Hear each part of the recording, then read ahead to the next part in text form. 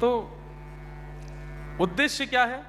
सबका जन्म, मैं बोल दूं तो अटपटा लगता है, पर जो भी हमारी कथा सुने उसका ये अंतिम जन्म हो। कथा सुनकर के वो ऐसा नियम धारण कर ले, ऐसा नियम धारण कर ले, ऐसा स्वभाव बना ले, अपने आप का निर्माण ऐसा कर ले कि बस यही मेरा अंतिम जन्म है, मुझे यहां सब हिसाब बराबर करके निकलना है, फिर आना नहीं, श्री जी के चरणों में रहना है। हमारा ये उद्देश्य रहता है। मैं सबको ये बात बता दूं, जाग जाइए, थोड़ा चेत जाइए, मत करिए किसी के साथ छल, मत करिए कपट, मत करिए ईर्ष्या, मत करिए क्रोध, ना काम में इतना डूबिए। क्यों? हमारे पिछले हिसाब ही बहुत ज्यादा हैं, उनको तो हम कुछ सेटलमेंट कर नहीं पा रहे, इस जन्म में और हिसाब बढ़ा लेंगे अपना, घूमते रहेंगे। पुनरपि जननम पुनरपि, आदि गुरु शंकराचार्य भगवान कहते हैं, पुनरपि जननम पुनरपि मरणम पुनरपि जननी जठरे शयनम। बार बार बार बार बार बार जन्म होता है हमारा। और ये तो सौभाग्य कि चलो मानव बन के आए, तो मानवों की माताएं समय से खाती हैं, समय से पीती हैं, सोती हैं। जब गर्भ में बालक हो, कुत्ता बिल्ली आदियों के गर्भ में जब जाते हैं ना, तो वो समय से खाते पीते, कैसे रखते हैं अपने गर्भ को। और आपको शायद पता हो कि एक साथ 5-6 बालक जन्म होते हैं, और कभी कभी उनको इतनी तेज भूख लगती है तो वो अपने एक बालक को खा भी जाते हैं। वात्सल्य नहीं होता मां में। और सब किससे चलता है? हमारे पूर्व के प्रारब्ध से। इस जन्म में जो हम कर्म करेंगे, कई बार ऐसा होता है कि हम इसी जन्म में भोग लेते हैं, नहीं तो कई बार इस जन्म में जो किया सब रखा रहता है अगले जन्म के लिए, अगले जन्म में भोगते हैं। और तब हम यही चिंता करते रहते हैं, मैंने किया क्या, ये हो क्यों रहा है मेरे साथ। जैसे भीष्म पितामह चिंता में पड़े, जब बाणों की सैया में लेटे थे, तो भगवान से कहते हैं, मुझे 100 जन्मों की याद है, मैंने कोई पाप नहीं किया, तो फिर ऐसा कौन सा कर्म था जिसके कारण रोम रोम में बाण लगाया मेरे, बाणों की सैया पर लेटा दिया मुझे, बाणों के बिस्तर पर लेटा हूं मैं। इतनी कष्टप्रद मृत्यु मुझको देने का कारण जान सकता हूं मैं? 100 जन्मों तक मैंने कोई पाप नहीं किया, मुझे याद है। तो भगवान कहते हैं 101वें जन्म का याद है? भीष्म पितामह बोले 101वें जन्म का याद नहीं है। तो बोले तुमने 101 जन्म पूर्व एक पाप किया था, वो तुम भोग रहे हो। भीष्म पितामह सिर पकड़ के बैठ गए, बोले इतना पुराना भोग रहा हूं आज? ठाकुर जी बोले हाँ। अच्छा, एक बात आपके सामने स्पष्ट कर दूं, कई बार हम लोग देखते हैं कि हर प्रकार से संसारी जीवन जीने वाला व्यक्ति हमसे ज्यादा सुखी है। हम यहां नाम जप करते हैं, ठाकुर जी की सेवा करते हैं, कथा सुनते हैं, वृंदावन जाते हैं, सात्विक आहार, बिना प्याज लहसुन का भोजन करते हैं, समय से सोते समय से उठते हैं। हमारे जीवन में आए दिन कष्ट आता रहता है। और जो व्यक्ति मांसा आहार करता है, गलत वस्तु पीता है, पत्नी के साथ दुर्व्यवहार, बच्चों के साथ दुर्व्यवहार, पर स्त्री पर पुरुष गमन करता है, जो जो यहां पर भोग की वस्तुएं सबका सेवन करता है, वो हमसे ज्यादा सुखी लगता है। क्यों? बहुत ध्यान से सुनिएगा। व्यक्ति जब बालक बहुत पढ़ाकू होता है ना, कई बार ऐसा 1,00,000 बालकों में एक बालक होता बहुत पढ़ाकू होता है, तो वो अपने आगे वाली क्लासेस को भी पढ़ लेता है, 9th में होते हुए 10th को भी पढ़ लेता है। कई बार हमारे स्कूल में भी ऐसा होता था कि कोई 8th क्लास में बालक इतना ज्यादा इंटेलिजेंट है, तो प्रिंसिपल उनके माता पिता को बुला के कहते इसको 9th पढ़ाने की जरूरत नहीं है, आप कहो तो हम इसको एक क्लास स्किप करा के सीधे 10th में कर लें। बोला हाँ कर लीजिए। कई बालक ऐसे होते हैं। ऐसे ही जब व्यक्ति नाम जप करने लगता है, व्यक्ति भक्ति साधन करने लगता है, व्यक्ति अपने जीवन में सात्विकता लेकर के आने लगता है, भगवत आराधन में ज्यादा लग जाता है, तो ठाकुर जी को लगता है अभी इसको 5 जन्म और लेने। पूर्व के किए हुए प्रारब्ध कब पूरे होंगे? जब ये 5 जन्मों में उनको भोग लेगा। लेकिन अब ये इतना नाम जप आदि सब करने लगा है, क्यों 4 बार और भेजा जाए? एक बार में ही सब खत्म करवाओ। अगले दिन से ही कष्ट आना प्रारंभ, अगले दिन से ही विपत्ति, मानसिक, शारीरिक, बौद्धिक, वो सब आने लगती है। क्यों? ठाकुर जी चाह रहे हैं कि भाई इतनी बार मुझसे दूर नहीं जाना, ये अंतिम है, इसको पूरा करके निकलो यहां से, आ जाओ।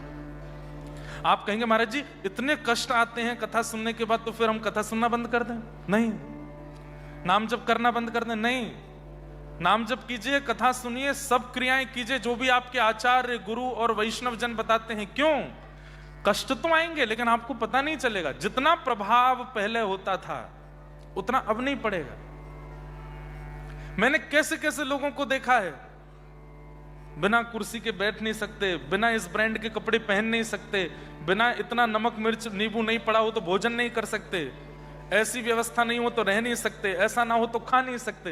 लेकिन वैष्णव बनने के बाद पड़ी रहूं कुंजन के कोने, पड़ी रहूं कुंजन के कोने, श्याम राधिका गाऊं,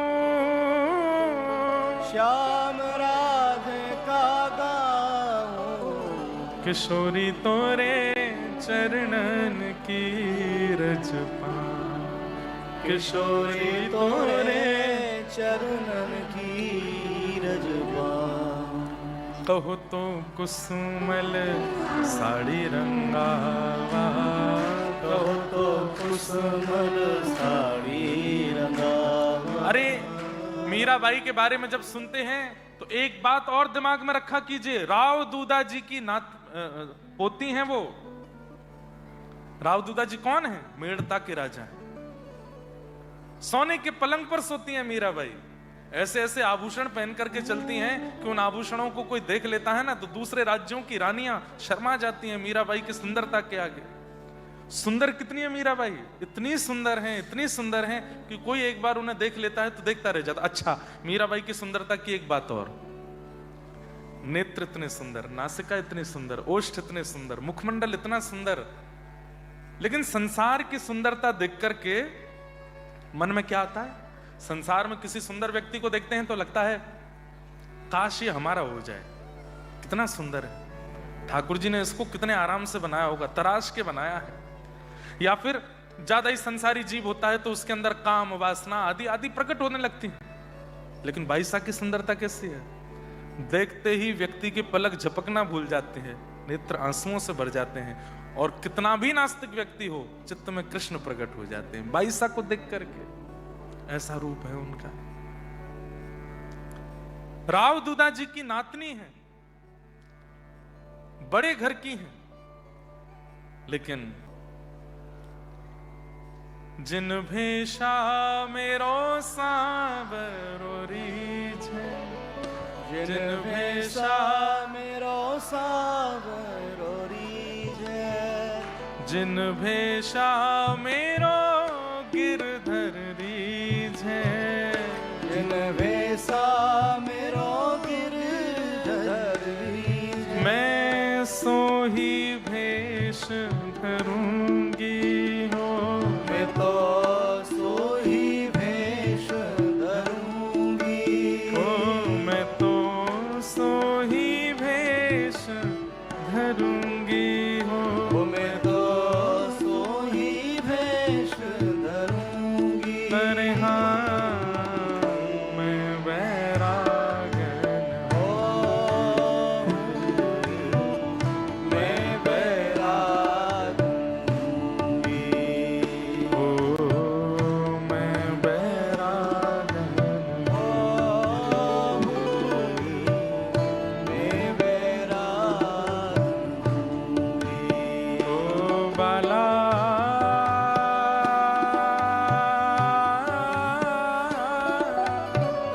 मैं बैरागन हूँगी, हूँगी, मैं बैरागन हूँगी, हूँगी, मैं बैराग हूँगी। ऐसा होता है जब भक्ति जीवन में आ जाती है तो बाईसा किसी और को रिझाने के लिए तैयार नहीं होती, किसी और को खुश करने के लिए कर्म नहीं करती, किसी और को प्रसन्न करने के लिए बोलती नहीं, चलती नहीं। उनकी एक एक गतिविधि, जिन भेषा मेरो साहिब रीझ, जिन भेषा मेरो साहिब रीझ, हो, जिन भेषा मेरो सावरो रीझ, जिन भेषा मेरो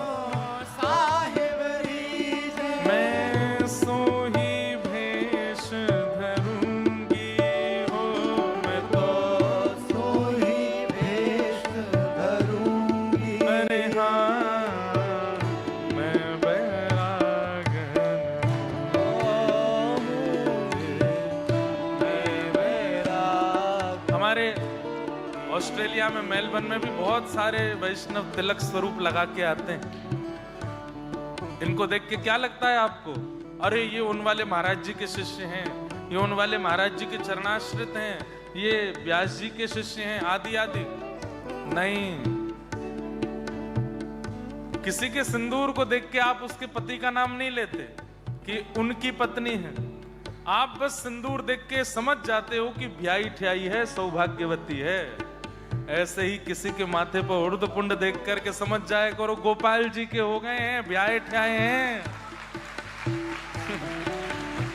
सूने माथे वाले बुरा नहीं मानना, जिनके माथे पर कोई तिलक नहीं वो बुरा नहीं मानना, लेकिन हाँ बहुत बूढ़े हो जाओगे, युवावस्था में ही ब्याह कर लीजिए गोपाल जी से, हो जाइए चरणाश्रित और अपने इस ललाट को सौभाग्य दीजिए, रज स्थापित होने का, कुमकुम स्थापित होने का, ठाकुर जी के चिन्ह स्थापित होने का। और फिर गाइएगा, जिन भेषा मेरो साहिब रीझे, जिन भेषा मेरो साहिब रीझे, जिन भेषा राधा रमण जूरी जय, जिन भेषा राधा रमण जूरी जिन भेषा राधा वल्लभ जूरी जय, जिन भेषा राधा वल्लभ जूरी जिन भेषा मेरो गिरधर रीझे, जिन भेषा मेरो गिरधर रीझे, मैं सोही भेष धरूंगी हो, मैं तो सोही वेश धरूंगी। अरे हाँ मैं बैरागन होंगी, मैं बैरागन क्यों? ओ प्राण हमारा वहाँ बसत है, प्राण हमारा वहाँ बसत है, प्राण हमारा वहाँ बसत है। प्राण हमारा वहाँ बसत है। ओ यहाँ तो खाली को, या तो खाली को, वैसे ये पंक्ति तो यहाँ बैठे हर व्यक्ति को गानी चाहिए। आप सबका तन रहता ऑस्ट्रेलिया में, प्राण तो वृंदावन में ही रहते हैं सबके। प्राण हमारा वहाँ बसत है, प्राण हमारा वहाँ बसत है। ओ यहाँ तो खाली खोड़, या तो खाली को, ओ मात पिता परिवार सोई है, मात पिता परिवार सोई ओ है, मात पिता परिवार सोई है, मात पिता परिवार सोई ओ है।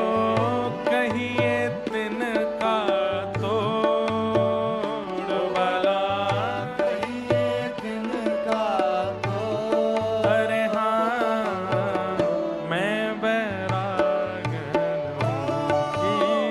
होंगी, मैं बैरागन होंगी।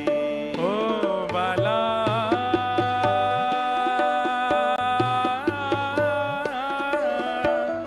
मैं बैरागन होंगी,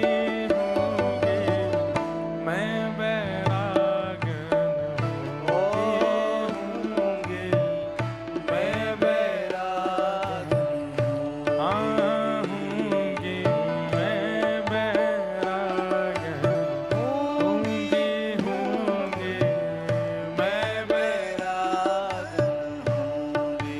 ठाकुर जी पूछ रहे हैं कैसे बैरागी बनोगे आप? अरे बैरागी का मतलब वैराग्यवान नहीं, नाथ को जो प्रिय होगा वो सब बनने को तैयार है। बस वो राजी रहे हमसे। तो ये भाव हमने क्यों स्पर्श किया कि एक बार भक्ति मार्ग में आने के बाद, भक्ति पथ पर आने के बाद में व्यक्ति को भले ही उसके जीवन में पीड़ाएं बढ़ सकती हैं, भले ही उसके जीवन में चैलेंजेस बहुत बढ़ सकते हैं, लेकिन भक्ति इतना बल दे देती है कि वो सबसे जूझने को तैयार हो जाता है। संसारी व्यक्ति दाल में नमक नहीं है ये चिंता भी सहन नहीं कर पाता। संसारी व्यक्ति को रोटी पकी नहीं है, दाल में नमक नहीं है, रात में बेड कंफर्टेबल नहीं है, पत्नी अनुकूल नहीं है, पति अनुकूल नहीं है, ये सब चीजें भी संसारी व्यक्ति सहन नहीं कर पाता। लेकिन वैष्णव भक्त जो होता है ना, वो बड़े से बड़े पहाड़ को भी सहन कर लेता है विपत्ति के। इसलिए हम तो केवल ये समझाना चाहते हैं, उद्देश्य केवल इतना है कि सब समझ जाओ भाई, ये जन्म अंतिम हो, ये जीवन अंतिम हो। ठाकुर जी प्रतीक्षा कर रहे हैं हमारी। हम लोग यहां अपनी मर्जी से आते हैं पृथ्वी पर। एक प्रसंग आता है श्रीमद् भागवत में कि दो पक्षी हैं, एक परमात्मा एक जीवात्मा, और जीवात्मा रूपी परमात्मा रूपी पक्षी दोनों वैकुंठ रूपी घोंसले से जब पृथ्वी की ओर देखते हैं तो जीवात्मा रूपी पक्षी परमात्मा रूपी पक्षी से कहता है कि ये कितना सुंदर है, इस पृथ्वी पर पहाड़ तो देखो, यहाँ की नदियां तो देखो, सरोवर कुंड तो देखो, यहाँ के मार्ग तो देखो, ये कितना सुंदर है। और फिर जब वो पृथ्वी देखते देखते, अरे यहाँ के लोगों को देखो, कोई किसी की माँ है, कोई किसी के पिता है, यहाँ पर बहन है, भाई है, परिवार है, ये कितना अच्छा है ना संसार। तब परमात्मा कहते हैं देखने में अच्छा लग रहा है नहीं। तब जीवात्मा कहता है मैं एक बार घूम के आ जाऊं, एक बार। ठाकुर जी कहते हैं नहीं, तू मेरे पास ही रहे। तब जीवात्मा कहता है एक बार जाऊंगा, बस आ जाऊंगा ना वापस। ठाकुर जी बोले तू नहीं आ पाएगा, ये इतना खतरनाक है संसार, इसमें घुस तो जाता है व्यक्ति, निकल नहीं पाता। निकलने के लिए मेरे नाम का ही आश्रय लेना पड़ता है। बोले मैं लूंगा ना, मैं तो आपसे बहुत प्रेम करता हूं, बस मैं देखूंगा, थोड़ी देर घूम करके फिर आपका नाम का आश्रय लेके आ जाऊंगा। ठाकुर जी बोले देख जिद मत कर, बोले एक बार जाने दो। तो ठाकुर जी कहते हैं जाओ, पर आ जाना, ठीक है। हम तब के निकले हैं वहां से, अभी तक नहीं गए। मैं आपके सामने बैठा हूं, आप मेरे सामने बैठे हो, इस बात का प्रमाण है कि हम अभी तक ठाकुर जी के पास गए नहीं।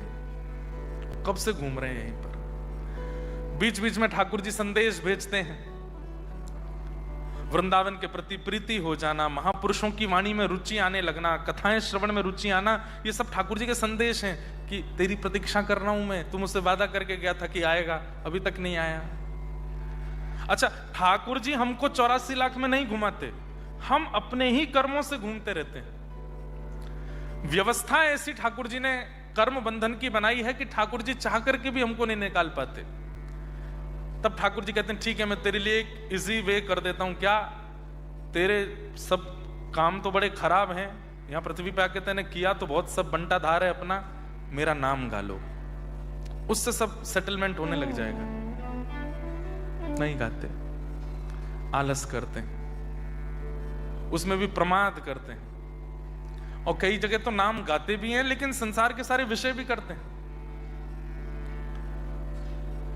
ठाकुर जी फिर कहीं हमारा कल्याण नहीं होता ना, इससे बड़ा कष्ट ठाकुर जी को कुछ नहीं होता कि फिर से फंस गया संसार, फिर से जन्म लेगा, फिर से घूमेगा इन्हीं चक्करों में, नहीं आ पाएगा मेरे पास।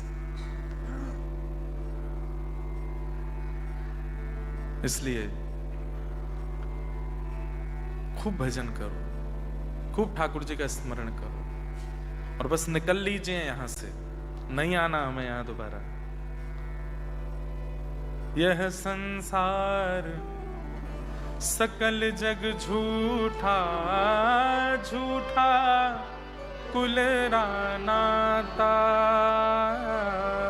यह संसार मीराबाई कह रहे हैं, सकल जग झूठा, झूठा कुल रानाता। आपकी रूह नहीं कांपती आजकल न्यूज देख के? कितने खतरनाक होते जा रहे हैं। इतने खतरनाक तो रावण, कंस और पहले के राक्षस भी नहीं थे, जितने खतरनाक आज का मानव हो गया। अभी सुनने में आया कि एक पत्नी ने अपने पति को मार के अपने बाथरूम में ही गाड़ दिया, ऊपर से उस पर सीमेंट डाल दिया, और 45 दिन तक वही बाथरूम यूज कर रही है, किसी घर को नहीं पता। पहले 45 दिन बाद फिर पुलिस को कैसे तैसे पता चली, तो पूछा कहां है तुम्हारे पति? बोलते मार दिया। मार दिया? कहां मारा है? शव बताओ। तब बोली यही है घर में। घर में? घर के लोग सब चौंक गए, कहां घर में? बोले जिस बाथरूम में सब नहाने जाते हैं उसी में नीचे दफने हुए हैं, ऊपर से कहां सोच जा रही है लोगों के। मुझे कभी कभी अपने आप पर संशय होता है। हम इतनी कथा कर रहे हैं, कथाओं में हजारों की भीड़ आ रही है, लेकिन परिवर्तन के नाम पर कुछ नहीं हो रहा। इसलिए कभी कभी तो मन आने लगता है कि ये सब कथाएं अपने ऊपर ही लागू कर लो। क्या दुनिया में इतना घूम घूम के, नींदें काट के, परिवार छोड़ के दौड़ रहे हैं, फिर भी कुछ परिवर्तन तो हो नहीं रहा संसार में। 20 वर्ष के, 18 वर्ष के, 19 वर्ष के भारत के युवा ड्रग एडिक्टेड हैं, नशे में पड़े हैं, धुत, उल्टे सीधे काम करते हैं, फटे हुए कपड़े पहन के घूमते हैं। क्या कर रहे हैं? इसलिए कम से कम जो सुन रहे हैं, जो आ रहे हैं कथा में, भले जबरदस्ती आ गए हैं, कोई खींच के लिए आया है, समझ जाइए इसके लिए नहीं मिला था संसार हमको, ये सब करने के लिए नहीं मिला है।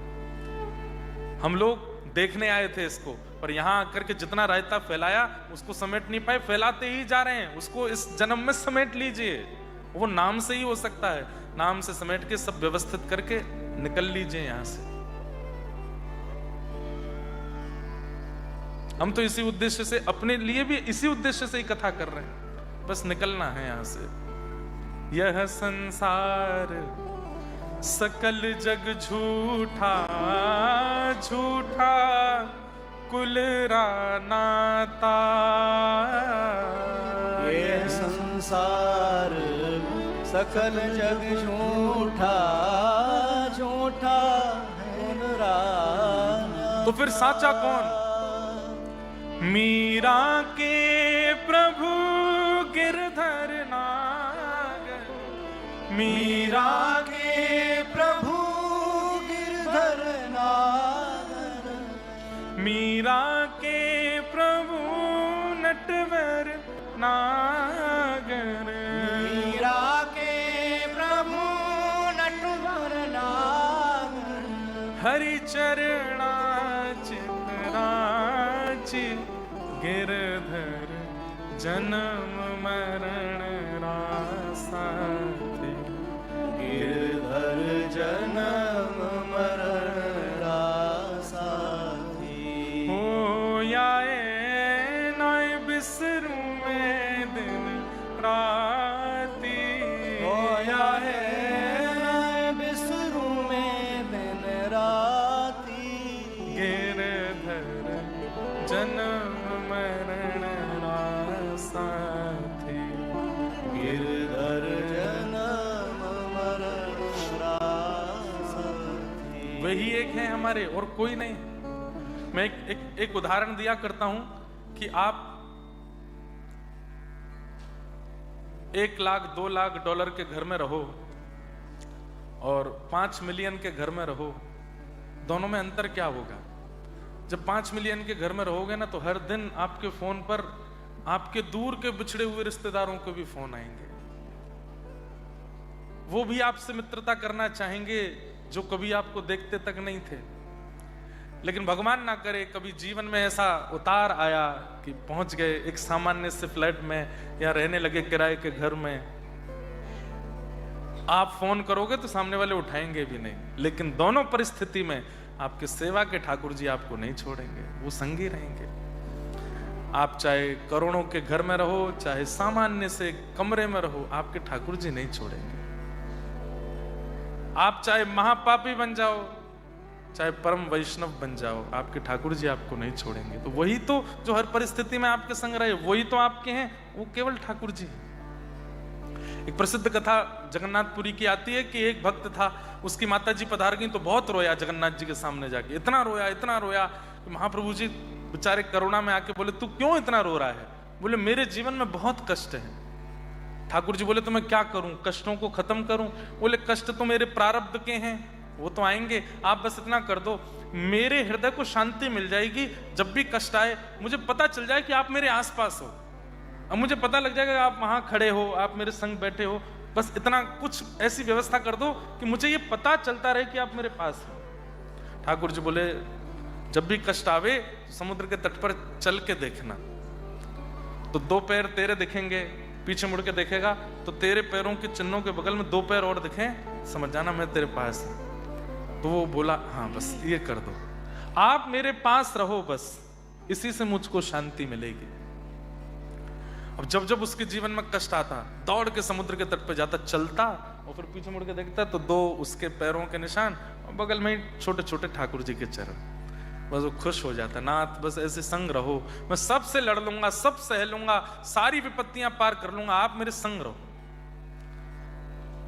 लेकिन अभी तक तो छोटी छोटी विपत्तियां आ रही थी, अब विशाल पहाड़ गिरा जीवन में। कुछ ऐसा हुआ कि घर से निकाल दिया, माताजी पहले ही चली गई थी, पिताजी ने भी प्राण त्याग दिए, बहुत परेशान। जब टूट गया, दौड़ करके गया समुद्र तट पर चल करके जैसे पीछे देखा तो ठाकुर जी के चरण चिन्ह नहीं थे। तो ठाकुर जी से जाके बोला, आप भी औरों की तरह हो, विपत्ति आने पर छोड़ के चले जाते हो, छोटी छोटी विपत्तियों में साथ खड़े थे और इतनी बड़ी विपत्ति आई जब मुझे बहुत जरूरत थी आपकी, तो आप भी छोड़ के चले गए। ठाकुर जी उसके स्वप्न में प्रकट होकर के बोले, क्यों रो रहे हो? बोले, पहले आप चलते थे मेरे साथ में, अब क्यों नहीं चल रहे? बोले, ठाकुर जी बोले, पहले इतनी बड़ी विपत्ति नहीं थी इसलिए तू चल सकता था, मैं बगल में चलता था, लेकिन अब बहुत बड़ी विपत्ति आई तो गोद में तुझे उठा के मैं चल रहा हूं, तेरे पैर नहीं है वो मेरे हैं। और ये कथा कथानक सी नहीं है, ये वास्तविकता है, मैं अनुभव करता हूं। मैं सत्य बताऊं, 1-2 साल पहले तक तो मैं कथा बोलता था, लेकिन 2 साल से मैं अनुभव बोलता हूं।